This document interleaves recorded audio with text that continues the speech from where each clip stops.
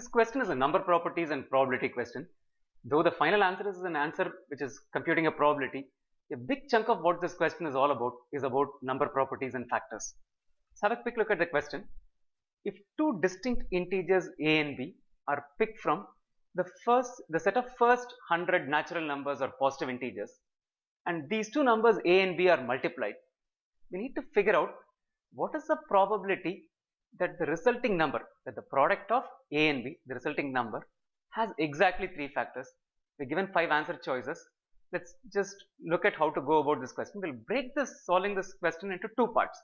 In the first part, we'll focus on the number theory, number properties end of it. We'll figure out what kind of a number will have exactly 3 factors. That's actually having crossed 3/4 of the way. The last 1/4, the second part, we'll actually plug in the probability part of it, right? So let's get started with this thing. The first part we're going to do is basically figure out what kind of numbers will have 3 factors. Right. Let's take this number n to be the product of a and b, because we are picking 2 positive integers a and b from the set of first 100 natural numbers, and then we are multiplying these 2 numbers and we are arriving at a product. We need to figure out this n which is a product of a and b. What kind of number will n be if it has got exactly 3 factors? See, any positive integer n is going to have definitely 2 factors, right? It will have 1 as a factor and it will have n as a factor. The only exception to this rule is 1. So let's leave 1 outside in this entire discussion. So any positive integer is necessarily going to have at least 2 factors, 1 and n. This question says that this n should have exactly 3 factors. Let's say the third factor that n is going to have is going to be x. Excuse me. So n will have 3 factors, 1, n and x, right? Now the second step, we'll figure out what will this n be if it's going to have exactly these 3 factors. If x is a factor of n, then we can express this n as a product of x and something. So n basically has x as a factor. So n is going to be x into this something. This something I'll call it as y. Now if x is a factor of y and x into y, x is a factor of n and x into y is equal to n, then y also should be a factor of n. In that case, how many factors will n have? N will have 1 as a factor, n as a factor, it's going to have x as a factor, it's going to have y as a factor, which means n actually has 4 factors. But we know that this n should have exactly 3 factors, which essentially boils down to this fact that this y cannot be y, this y should also be equal to x. So if n is such a number which can be expressed as x into x, then obviously n will have 1, n and x as factors. So what we can conclude about n from this point is that n is a perfect square, right, where its square root is equal to x. So n is a number which is going to be a perfect square. So this is what we have inferred from it.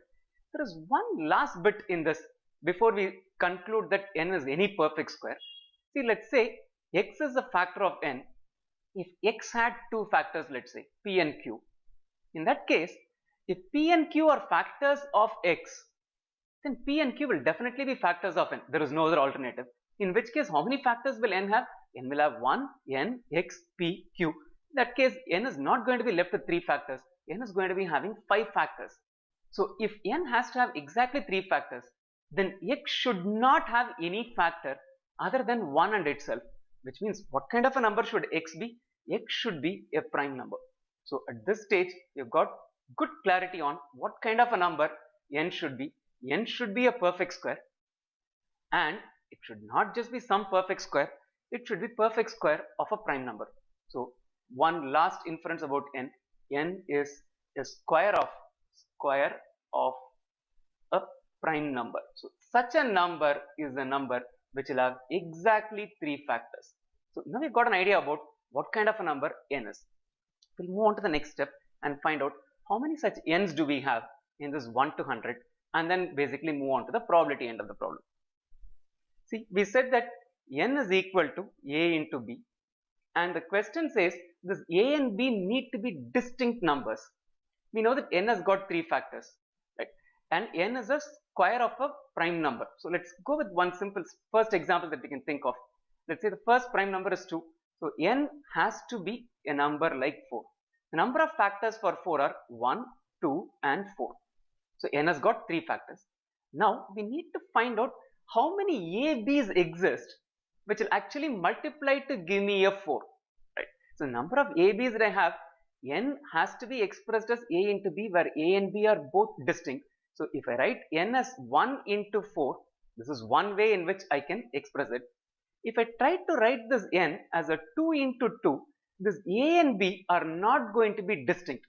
So if A and B will have to be distinct and n will have to have exactly 3 factors, you can immediately conclude this n has to be something like 1 into n. That's the only possibility in which n will have 3 factors and it will be expressed as product of 2 distinct numbers. So one of A or B is going to be equal to 1 and the other number is going to be equal to n. So what we need to figure out is how many such n's are there. We'll start with this process. The first n obviously is going to be 4 because the first value that x can take, its square root, is equal to 2. So n is equal to 4 is the first value that I can think of. The second value that I can think of for n is the second prime number x is equal to 3. So n is going to be equal to 9. So n could very well be n9. The third value is the square of the third prime number. The third prime number is 5. So 5 square is equal to 25. So n could possibly be a 25. And the fourth value that n can take is n could be equal to the square of 7, the next prime number. 7 square is equal to 49. The next prime number in the list is 11. 11 square is 121. We know n has to be of the form where it is 1 into n because one of the numbers is 1 and the other number is going to be n. We are picking both a and b in the set of first 100 numbers, which means that if x is equal to 11, n will become 121. It goes outside of the range. So how many values that n can take from the set of first 100 numbers? It can take exactly 4 values: 4, 9, 25 and 49. So the first part of this question is over. We have found out what kind of numbers will have exactly 3 factors, square of prime numbers. And then we also listed down what all possible values can n take in the first 100 natural numbers. We'll move on to part 2 of the question. Here we'll actually compute the probability. This is just 1/4 of the remaining part of the question. Any probability computation will have 2 components to it. Probability is going to have a denominator and it's going to have a numerator. The denominator for any probability is the total number of outcomes. The numerator for any probability computation is the favorable or the restricted outcomes. Let's look at what would be the denominator and the numerator for our particular case. The probability for this question, where we are trying to find out, the question is asking what is the probability that the resulting number, that n, has exactly 3 factors when we are picking 2 numbers out of the first 100 numbers. So let's look at the probability. The probability for us is going to be the denominator is number of ways of selecting 2 distinct integers out of these first 100 numbers, and the numerator is going to be the favorable case, that the 2 integers selected when multiplied is going to leave you with a number which is going to have exactly 3 factors. So that's going to be the numerator. So next 2 steps, we'll compute what the denominator is actual number, we'll compute what the numerator is, and then we'll arrive at the probability. The denominator for us is essentially selecting 2 positive integers, 2 distinct positive integers out of 100 positive integers. So how many ways can we do it? 100 choose 2 or 100 C2. So this is our denominator. 100 C2, what would it translate to? 100 C2 is 100 into 99 divided by 1 into 2. We cancel this, this is going to be a 50. So the denominator for us is going to be 50 into 99. We computed the value of the denominator. Let's move on to the next step. We'll compute the numerator. We found out that n can take exactly 4 values. N could either be 4 or n could be 9 or n could be 25 or n could be 49. So these are the 4 values that n can take. And what values can a and b take? If n is equal to 4, a or b will be 1 and the other one will be 4. So the number of ways of selecting an n which will have exactly 3 factors is exactly 4 ways. Right? Number of ways of selecting a and b whose product will end up being n, and n has 3 factors is basically for a 4, the only way I can select it is as 1 and 4.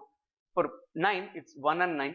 For 25, it's 1 and 25, a and b correspondingly, respective values. Right? And this is going to be 1, 49. So one of a or b should be 1 and the other should be 4 in this case, and so on and so forth. So how many total ways of selecting the favorable outcomes? We have exactly 4 ways of selecting the favorable outcome. So we found the denominator, We found the numerator. The required probability is equal to 4, which is a numerator, divided by 50 into 99, which is my denominator. Let's simplify it a little bit. This becomes 25. So the required probability is equal to 2 divided by 25 into 99. So the answer is choice B. If you're looking for additional questions, hard math questions, visit our website www.q-51.com. You can send your suggestions and you can reach us at info@4gmat.com.